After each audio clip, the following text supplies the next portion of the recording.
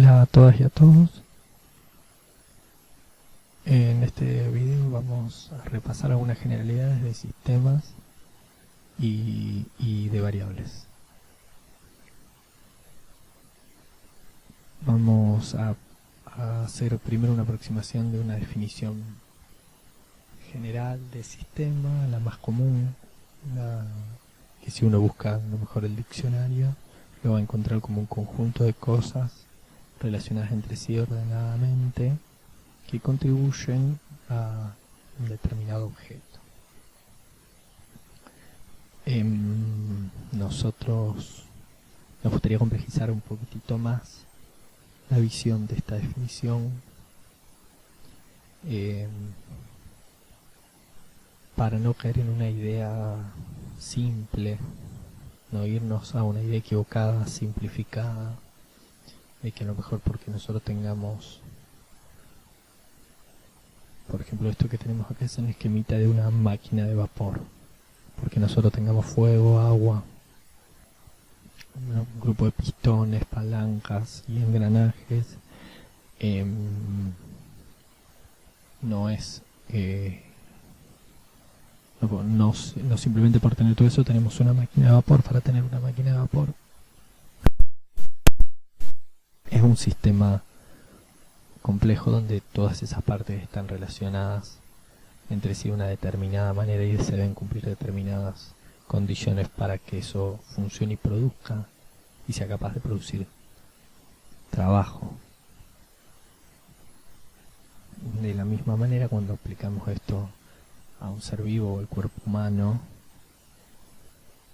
incluso hay muchas cuestiones que se van complejizando aún más, porque tal vez el organismo humano sea uno de los sistemas más complejos y tal vez una de las formas de organización de la materia superiores de las que tenemos conocimiento. Entonces no simplemente porque nosotros tengamos un conjunto de arterias y venas, un trozo de miocardio, vamos a poder explicar el funcionamiento del sistema cardiovascular. Nosotros partimos de comprender que una forma de abordar los problemas que se caracteriza por concebir a los objetos como sistema o como parte de un sistema es el enfoque sistémico, y se utiliza con el fin de lograr un conocimiento mayor del objeto, o sea, investigar el objeto y lograr producir conocimiento. En ese sentido, es que por ahí la definición del diccionario parece un poco limitada y a veces nos gusta citar alguna definición que dé cuenta de la complejidad del estudio de los organismos vivientes, del estudio del mundo en el que vivimos, que es un mundo altamente complejo.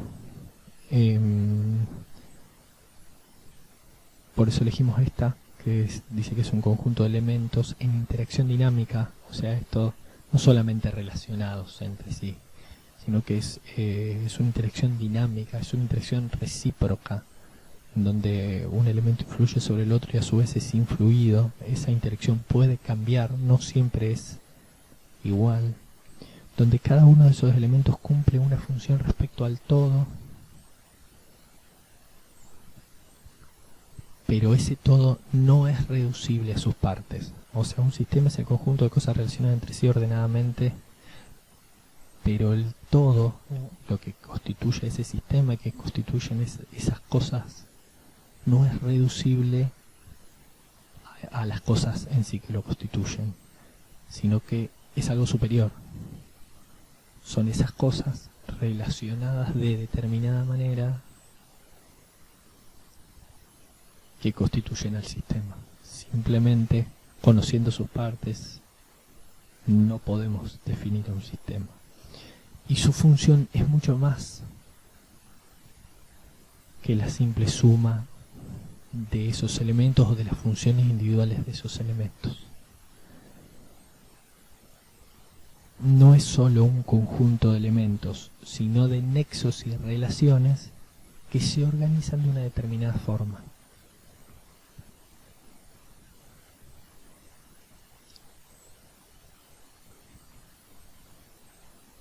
Esta idea de sistema nos parece que da cuenta mucho más de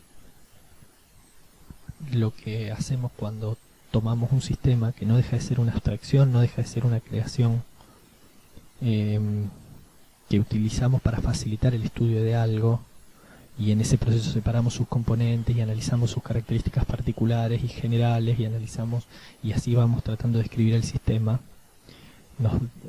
Desde esta perspectiva nos ayuda a que cuando hacemos el proceso inverso, que generalmente hacemos cuando tomamos por ejemplo un libro de fisiología y estudiamos un sistema y se describen los elementos y se describen cuáles son las interrelaciones, tratemos de volver a ubicarnos como una explicación simple, esquematizada y abstracta de la realidad para poder explicarlo, y que en realidad tenemos que después volver a pensarlo de nuevo en su complejidad dentro de un organismo que está en continua variación y que a su vez tiene múltiples relaciones con el medio. Por eso rescatamos esta definición y no nos quisimos quedar con la simple. Por eso podemos definir un sistema a través de alguno de sus elementos y de cuál es su función principal, como hacíamos el ejemplo en el video de introducción a la fisiología, y podemos decir que tenemos un sistema circulatorio integrado por corazón, vasos sanguíneos, por la sangre, y que su principal función es el transporte de sangre a través de los tejidos corporales y que permiten aportar oxígenos y nutrientes a los tejidos.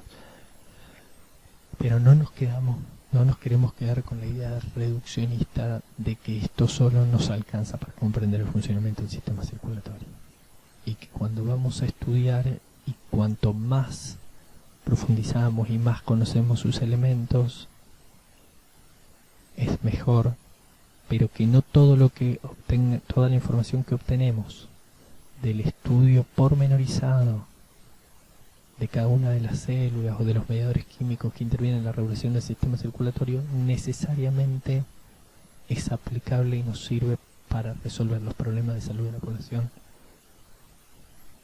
respecto al sistema circulatorio. Puede ser un insumo importante en la medida que nosotros entendamos en qué nivel de complejidad lo vamos a aplicar y que lo combinemos con las medidas necesarias a los demás niveles de la organización de la materia que corresponden al organismo, que corresponden a la vida en sociedad, que corresponden también, y por qué no, al psiquismo. No vamos a hacer ahora un repaso de los distintos sistemas, pero esto a modo de ejemplo les puede quedar y pueden detenerse después a mirarlo, de cuáles son los principales sistemas que vamos a estudiar en fisiología, y diferentes ejemplos de cuál es su función principal y cuáles son los principales tejidos y órganos que lo constituyen. No todos estos nos vamos a detener en el estudio de la fisiología de cada uno de ellos en crecimiento y desarrollo, solamente de algunos que son los que conversamos en el video anterior. Una forma de clasificar los sistemas es en función de si intercambian o no materia, energía e información con el medio. Los sistemas tienen elementos que los conforman, tienen relaciones entre esos elementos y tienen una organización característica. Su relación con el entorno puede ser de entrada o salida. Esa entrada o salida puede ser de materia, energía o información. No todos los sistemas tienen entradas y salidas, intercambian información con su entorno.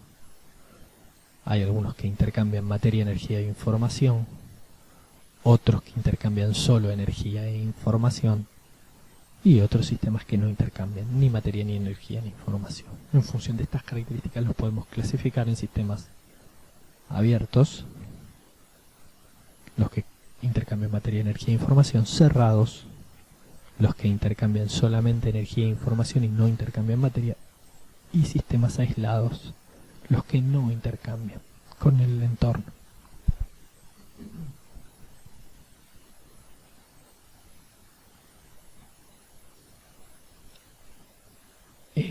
todo sistema tiene un límite que separa el medio interno y el medio externo, y también ese límite puede ser el sitio de intercambio entre el interior y el exterior.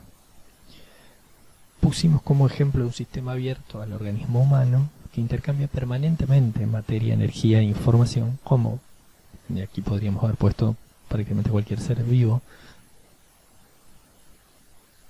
que intercambia permanentemente con el medio. Materia, por ejemplo, el oxígeno que respiramos, energía, que puede ser la propia contenida en la materia que intercambiamos y que después puede obtenerse energía a partir de esa materia, o el propio calor que emanamos,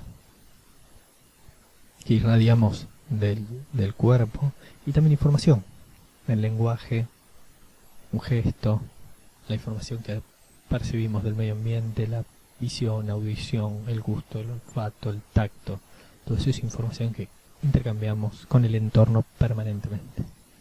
Pusimos como ejemplo un sistema cerrado a la Tierra, al planeta Tierra en relación con su entorno, podría ser el sistema solar o el universo.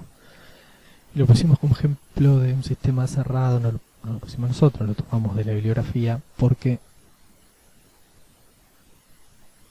intercambia permanentemente energía e información con el medio, pero la materia, la cantidad de materia que se intercambia es prácticamente despreciable si uno lo toma en relación a la masa total de la Tierra. No es que no, o sea, si nos ponemos estricto, alguno podría discutir que sí hay intercambio de materia con el entorno, pero en la relación entre la materia total que constituye a la Tierra, al planeta Tierra como sistema, y la que se intercambia, es una relación prácticamente despreciable, muy cercana al cero. Por eso lo pusimos como un ejemplo de sistema cerrado. Y pusimos un termo como ejemplo de sistema aislado, porque dentro de lo que describe la bibliografía debería ser un termo ideal en el cual lo que contenga este termo, por ejemplo el agua, se debería mantener constante la cantidad de agua, la temperatura del agua a lo largo del tiempo, algo que en la realidad no ocurre así. No existe el termo ideal en el que siempre se mantenga de la misma manera, pero siempre hay un mínimo intercambio de energía y de materia con el medio. Pero a los efectos de este ejemplo, sí podemos decir que durante un periodo de tiempo podemos mantener la cantidad de materia, la cantidad de energía que hay dentro de un termo. Y entonces es un ejemplo de un sistema que no intercambia ni materia, ni energía, ni información con el medio.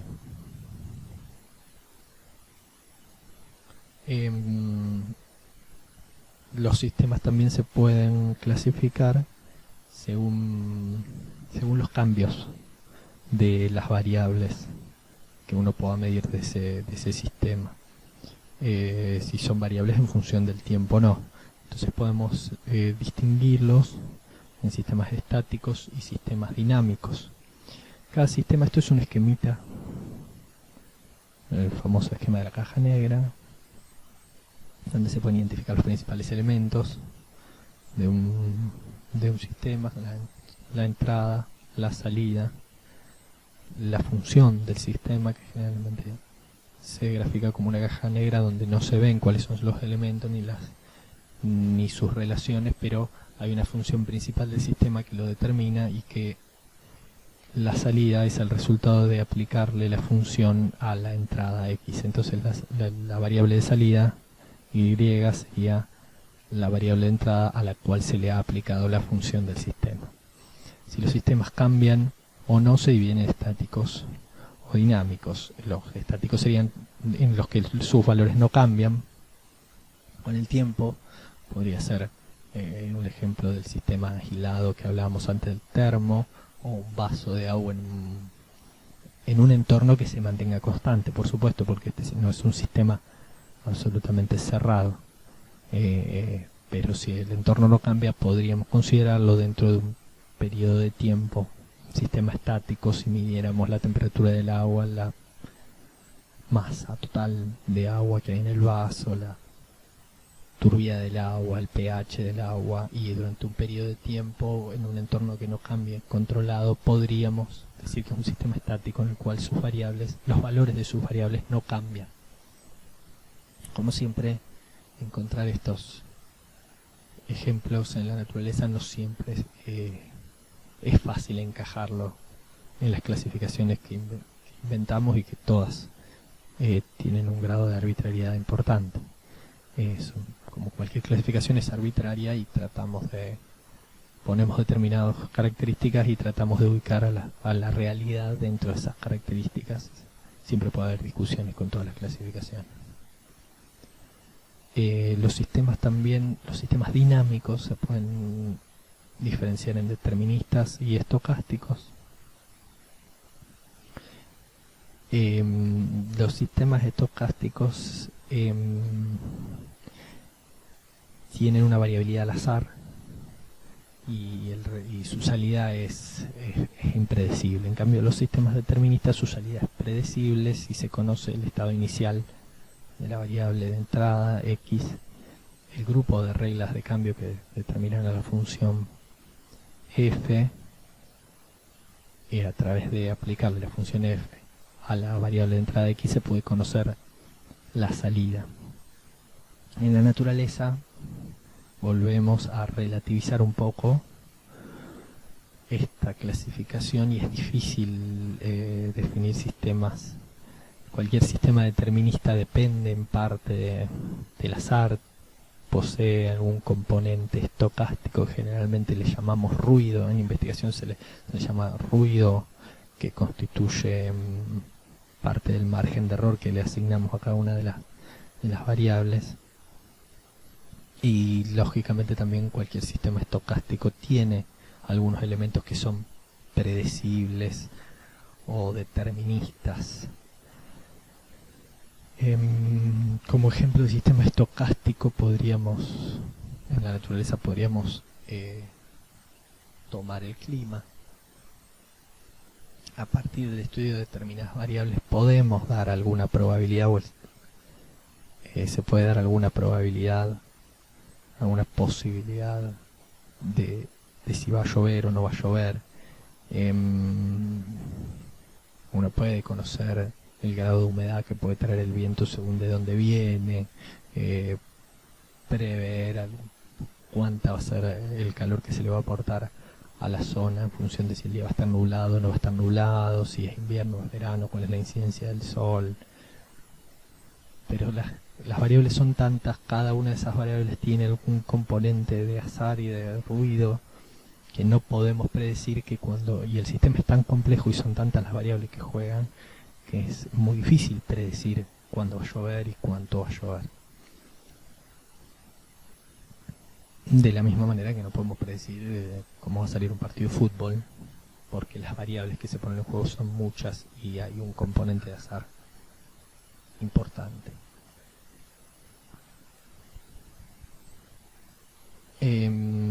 Sí podemos predecir sistemas más simples. Podemos predecir a lo mejor cuándo va a ser la temperatura del agua que está dentro de este vaso si le aplicamos una cantidad de energía conocida en un entorno controlado. Si este vaso lo ponemos en un microondas durante un tiempo determinado y podemos conocer cuánto es la energía que se aplica por cada segundo que pasa el vaso dentro del microondas, podemos predecir cuál va a ser la temperatura. Si conocemos la temperatura inicial y la masa inicial de agua, podemos predecir cuánto va a ser la temperatura final de ese vaso de agua. En este caso estaríamos en un sistema determinista de un vaso que está a un determinado tiempo adentro de un microondas, aportándosele una cantidad de energía. En un sistema controlado se puede determinar cuál va a ser la temperatura, el valor final de la variable temperatura. Y allí también tenemos que entrar en otra división, que son los sistemas lineales y no lineales.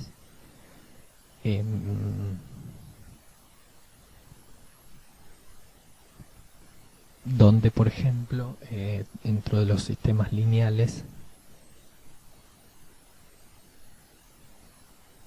son sistemas en los cuales se puede predecir la salida conociendo los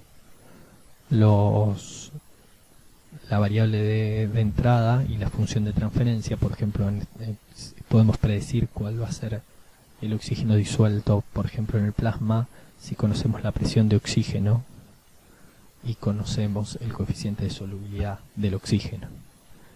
Esta es una función lineal en la cual, en la medida que aumenta la presión de oxígeno, siempre multiplicada por el mismo coeficiente de solubilidad, va a ir incrementándose de forma lineal y constante y directamente proporcional el oxígeno disuelto en el plasma.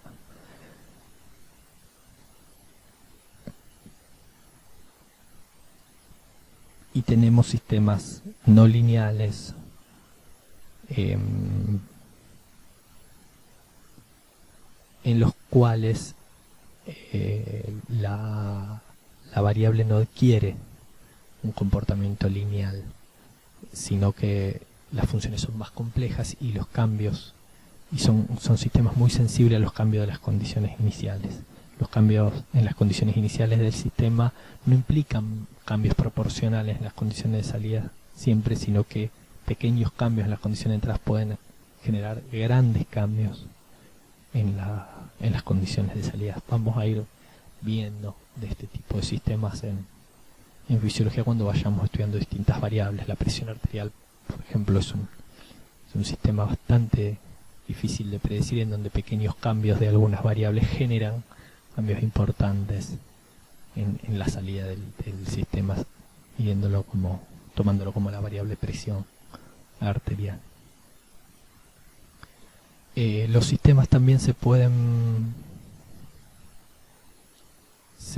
dividir en sistemas regulados y sistemas no regulados. Los sistemas regulados son los sistemas en los cuales, y aquí vamos a utilizar un grafito que está más adelante que nos va a servir, son los sistemas en los cuales una parte de la salida forma parte también de la entrada y contribuye a la autorregulación del sistema. Se les llama también sistemas cibernéticos. Y los sistemas no regulados es el esquemita que vimos anteriormente, en el cual la salida no influye sobre la entrada del sistema. Los sistemas regulados, a su vez, pueden ser de retroalimentación negativa y positiva. Retroalimentación porque a esa función del sistema en la cual la salida pasa a formar parte de la entrada también, se la conoce como retroalimentación. Por eso se le conoce como sistemas cibernéticos o sistemas de retroalimentación o feedback en inglés. Y pueden ser divididos en sistemas de retroalimentación negativa y positiva. Tenemos algunos ejemplos. En los sistemas de retroalimentación negativa, la variable de salida influye sobre la entrada invirtiendo la dirección del cambio del sistema. Es un efecto negativo, sustractivo, y si la variable i, que es la variable de salida, está creciendo, el efecto de la retroalimentación hace que la variable decrezca. Y si la variable i venía decreciendo, el efecto de retroalimentación genera una salida y hace que la variable crezca. Por eso se le llama de retroalimentación negativa, y es un tipo de sistema de regulación que tiende al equilibrio del sistema, o sea, mantiene a la variable i, tiende al equilibrio y la mantiene dentro de determinados valores mínimos y máximos, a los que se llama placa homeostática. Dentro de esa placa homeostática funciona el sistema de retroalimentación negativa, que tiene la función de tender al equilibrio de la variable de salida. En cambio, los sistemas de retroalimentación positiva tienden al desequilibrio, tienden a acentuar el cambio. Son cambios aditivos que se le van incorporando al sistema, en el cual, si la variable de salida está creciendo, la retroalimentación hace que se potencie ese crecimiento y la variable crezca aún más o a mayor velocidad. Y si la variable venía decreciendo, la retroalimentación hace que se acentúe más ese cambio y que la variable decrezca aún más todavía. Por eso son sistemas que tienden al desequilibrio, y son sistemas que en general, si estuvieran así aislados, serían incompatibles con la vida, pero sin embargo cumplen una función fundamental en determinados procesos que permiten la vida, porque suelen estar controlados y regulados por otros sistemas mayores que generalmente limitan su actividad. Un ejemplo simple puede ser la secreción de insulina, en el cual la secreción de insulina está controlada por el valor de la concentración de glucosa en sangre. La célula beta detecta el valor de la glucosa en sangre y en función de eso secreta la insulina. A mayor nivel de glucemia, mayor secreción de insulina. La insulina es una hormona que estimula el ingreso de la glucosa a las células. La glucosa que está en el plasma a las células, y la glucosa que está en el plasma ingresa a las células, disminuye el valor de la glucemia. Por eso decimos que parte del efecto de salida influye sobre la entrada. De esta manera, a mayores niveles de glucemia vamos a tener mayores niveles de insulina. Pero el efecto de la salida va a implicar que haya una disminución de los niveles de glucemia. De esta manera, la secreción de insulina se regula, se autorregula en función de los niveles de glucemia. Esto a su vez está contenido en un sistema más grande de regulación de la glicemia, que incluye también a la célula alfa y a la secreción de glucagón, que es la otra hormona que complementa la regulación de la glicemia en la sangre. Pero lo explicamos así para simplificar un poquitito el sistema. En un ejemplo de retroalimentación positiva es el potencial de membrana de una célula nerviosa, por ejemplo, durante un potencial de acción. Esto sería una membrana celular que separa el interior celular del exterior celular. Aquí tenemos el líquido intracelular y aquí tenemos el líquido extracelular, y el potencial de membrana de una célula está determinado por las corrientes de iones que atraviesan esa membrana. Esta membrana tiene canales que permiten el paso del sodio, que permiten abrir corrientes de sodio que están controlados por el propio voltaje de la membrana. Entonces, cuando se genera una corriente de sodio entrante, esta membrana, el potencial de esta membrana se hace menos negativo de lo que era. Ese ingreso de sodio hace que muchos canales se abran porque son controlados por el voltaje de la membrana. La apertura de esos canales hace que entre más sodio. Entonces, la variable de salida, que dependía de la corriente de sodio y que era el potencial de membrana de reposo, se hace menos negativa todavía. Eso genera mayor apertura de canales de sodio, genera mayor corriente de sodio entrante, genera menor negatividad, mayor despolarización de la membrana, y se genera como un círculo vicioso en el cual los cambios se van sumando, y entonces cuanto más sodio ingresa, más canales se abren, más se modifica el potencial de membrana, más canales se vuelven a abrir, más sodio ingresa, más se modifica el potencial, y así un círculo vicioso en el cual se genera un cambio un cambio en el potencial de membrana exponencial, en donde en una pequeña fracción de segundos se genera un cambio del potencial de membrana muy amplio, ya que con cada ciclo se potencia la variable de salida. Esto lógicamente llega a un momento que está limitado porque los canales se autolimitan en función del tiempo.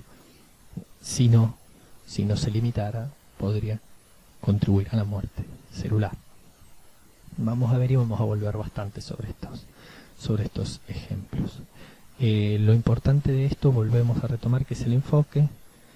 Hablábamos del enfoque sistémico como la perspectiva de observar a cualquier objeto como un sistema o como parte de un sistema mayor, y eso depende también de la perspectiva, y distintos niveles de organización y de abordaje de los problemas tienen distintas leyes, y entonces lo que se estudia en un nivel no siempre es aplicable a los demás niveles. Podemos tener un sistema absolutamente simple, como alguno de los ejemplos que charlábamos recién, pero cuando lo empezamos a descomponer en sus elementos y empezamos a estudiar sus interrelaciones, empezamos a ver que a lo mejor cada uno de sus elementos en sí es un sistema.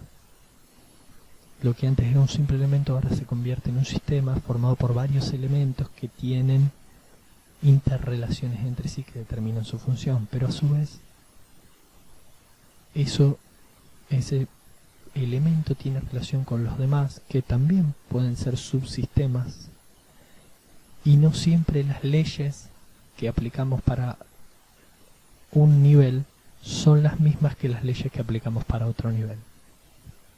Por eso siempre es importante tener una noción consciente de cuál es el enfoque y cuál es la perspectiva que estamos utilizando para cada uno de los niveles, sobre todo cuando atendemos problemas complejos como son los problemas de salud, en donde tenemos que integrar información que proviene de investigaciones que se hacen a distintos niveles de organización de la materia.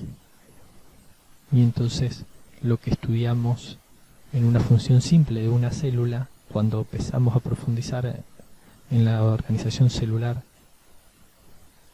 vemos que hay nuevas leyes moleculares que podemos aplicar, o al revés, esa célula está contenida en sistemas más grandes, está contenido en un ser humano, o a su vez ese ser humano está en una sociedad y tiene relación con otros seres humanos y con su entorno que determinan su estado de ánimo, qué es lo que come, cuál es su dieta, cuál es su comportamiento.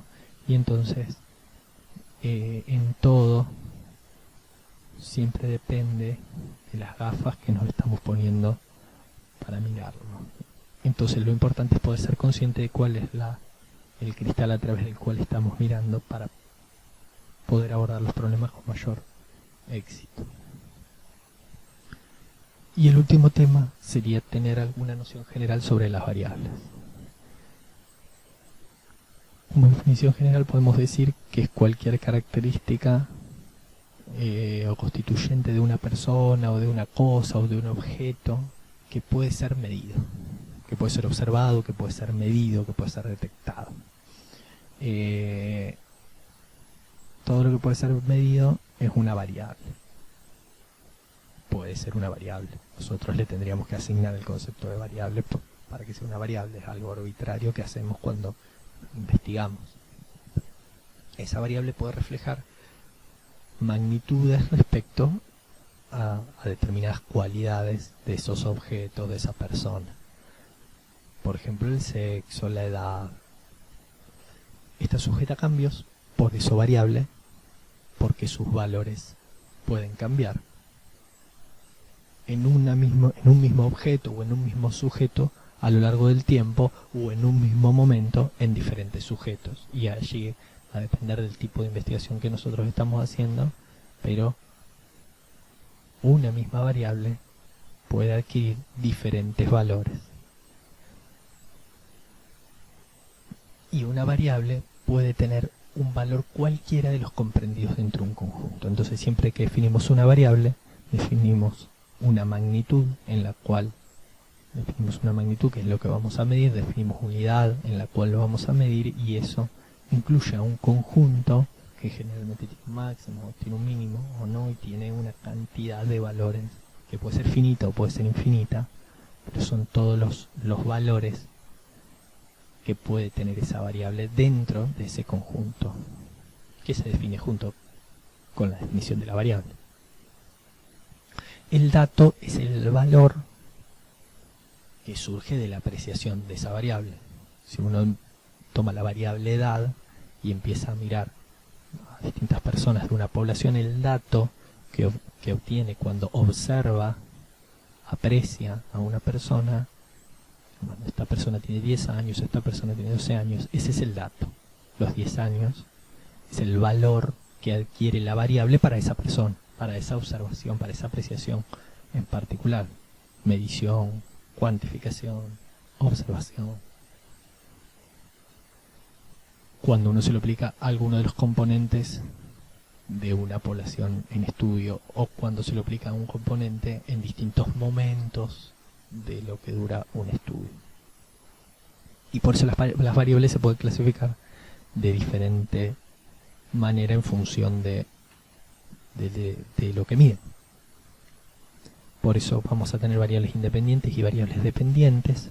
Vamos a llamar a la variable independiente a la variable estadística que es manipulada o controlada por el investigador.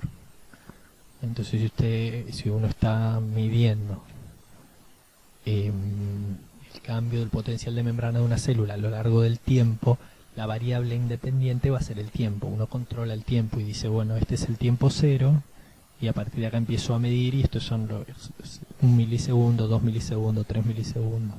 Entonces la variable que está siendo controlada por el investigador, esa es la variable independiente. Y la variable dependiente es la que se va a ir modificando en función de de cómo se va modificando la variable independiente. Entonces el potencial de membrana de una célula, en cada milisegundo vamos a medir el potencial de membrana de la célula y se va a ir modificando no en función del tiempo. Es el evento que cambia en función de la variable independiente que nosotros estamos intentando controlar. Cada una de las variables también se puede clasificar en cualitativas o cuantitativas.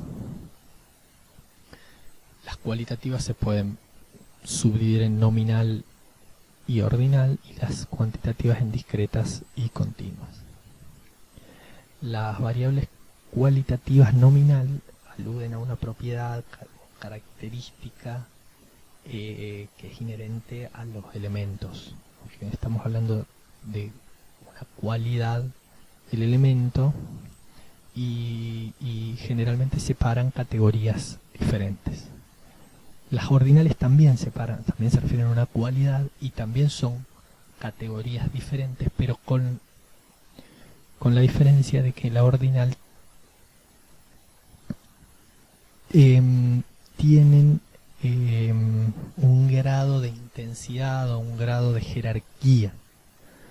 Entonces aluden a una característica o cualidad que pueden tener un orden, de menor a mayor, por ejemplo, de mayor o menor intensidad, pero tienen un orden lógico y una jerarquía. Entonces uno puede decir la variable percepción del dolor de una persona, y ese dolor puede ser leve, moderado o severo, y eso tiene una jerarquía. Leve es menos que moderado, moderado es menos que severo, severo es el máximo, leve es el mínimo. Son categorías, son arbitrarias, son separadas, pero tienen una lógica ordinal. En cambio la nominal son categorías separadas, pero no tienen no tienen un orden determinado, no tienen una jerarquía. Entonces un recién nacido puede ser un recién nacido vivo, un recién nacido muerto, y una cosa es una cosa y se está en una categoría o se está en la otra, y uno puede ser un tipo de sangre RH positivo o RH negativo y se está en una categoría y se está en la otra, pero no hay una jerarquía, no hay algo que es más o menos con respecto a otro. En cambio, si uno tiene una insuficiencia cardíaca y la clasifica en grado 1, grado 2, grado 3, grado 4, grado 5, tienen un orden, están dando una idea de severidad. 1 es menos que 5, 5 es más que 1, 3 es más que 1 y menos que 5. Siendo siempre cualidades y no cantidades. Cada una es una categoría diferente que se refiere a un aspecto cualitativo. Ahora sí vamos a las variables cuantitativas, y acá sí ya entramos en cantidades. Y se dividen en discretas y continuas. Las cuantitativas discretas se expresan únicamente mediante números enteros y surgen de contar o enumerar un determinado suceso o evento. Son elementos o eventos indivisibles, por eso se toman con números enteros. Entonces si uno dice la cantidad de embarazos en una mujer a lo largo de su vida, son eventos enteros que no se pueden subdividir, o tuvo un embarazo o no lo tuvo. Cantidad de partos que tuvo, entonces un embarazo puede haber tenido un parto o no, pero tuvo X cantidad de embarazos y X cantidad de partos, pero no son subdividibles.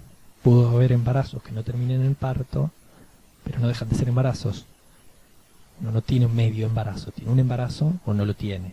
ese embarazo puede terminar en un parto, y entonces tiene un parto, un embarazo y un parto. Y si no terminó en un parto, terminó en un aborto, uno tiene un embarazo, 0 partos, 1 abortos. Pero cada uno es un evento medible de forma entera, no se puede subdividir.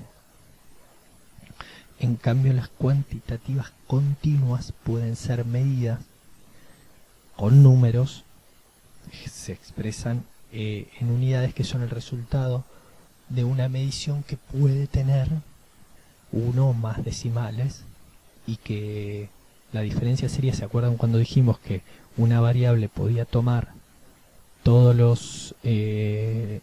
tomar un valor cualquiera comprendido dentro de un conjunto? Las variables cuantitativas discretas, ese conjunto entre un máximo y un mínimo sería finito. En una continua uno puede determinar un máximo y un mínimo, pero el conjunto puede ser infinito, a pesar de que uno tenga un máximo y un mínimo. Si uno habla del peso de un recién nacido, puede tener un mínimo, puede tener un máximo, pero si uno dice que puede pesar de 0 a 10 kilos un recién nacido, dentro de ese rango hay pesos infinitos. Entre 0 y 5 kilos puede haber infinitos pesos, puede haber tantos pesos como recién nacidos haya, porque cada uno no va a pesar exactamente igual al otro. Entonces, en las cuantitativas continuas, los valores que puede adquirir la talla o el peso de un recién nacido, o el valor de la glucemia de una persona, o el valor de su presión arterial, por más que esté dentro de rangos límites de un máximo y un mínimo, pueden adquirir infinitos valores. Puede haber tantos valores como personas se midan.